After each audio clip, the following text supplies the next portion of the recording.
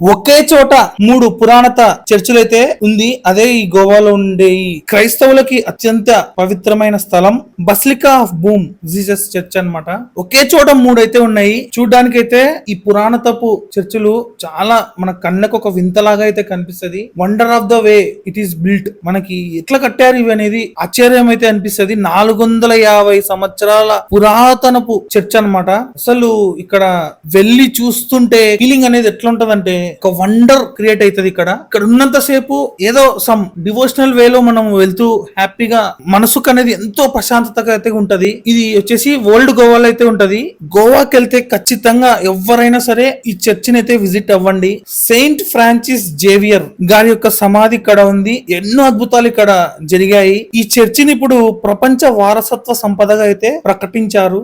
Balm Jesus అంటే మంచి లేదా బాలయేసు అని అయితే అర్థం. ప్రతి 10 సంవత్సరాలకు ఒకసారి సెయింట్ జేవియర్ గారి యొక్క శరీరాన్ని కిందకి దించి ఊరేగిచ్చి ఎన్నో ప్రత్యేక ప్రార్థనలతోటి ఇక్కడ నిర్వహిస్తూ ఉంటారు. దేశ నలుమూలల నుంచి ఎంతో మంది ఇక్కడికైతే వస్తూ ఉంటారు. ఈ ప్రార్థనలలో పాల్గొంటారు. అప్పుడు ఎన్నో ప్రార్థనలు చేస్తారు. అక్కడ ఇంకొక షాకింగ్ విషయం మనకి ఏంటంటే వారి యొక్క గోర్లు అనేవి పెరుగుతాయి. వాటిని కత్తిరిస్తే మళ్ళీ పెరుగుతూ ఉంటాయి అన్నమాట. ఏదైనా గాయం తగిలితే వారి దేహం నుంచి రక్తం అనేది కూడా కారుతూ ఉంటుంది. ఎందుకంటే ఈ పవిత్ర దేహంగా వారు భావిస్తారు. ఈయన ఎన్నో దేశాలు తిరిగి ఎన్నో రాష్ట్రాలు తిరిగి దేవుని గురించి అయితే ప్రవర్తగా ఒక ప్రచురణ అయితే చేశాడు. ఆయన చనిపోయింది జపాన్ లో అయితే మరణించడం అనేది జరిగింది. అయితే ఆయన కోరిక మేరకు భౌతిక దేహాన్ని ఇక్కడైతే భద్రపరిచారు. 400 సంవత్సరాల నుంచి చెక్కు చెదరకుండా ఉంది. కొన్ని వందల సంవత్సరాల చరిత్ర అయితే ఈ చర్చికి అయితే ఉంది. ఎన్నో వింతలు విశేషాలకు ఇదైతే నిదర్శనం. Laterite stone తోటైతే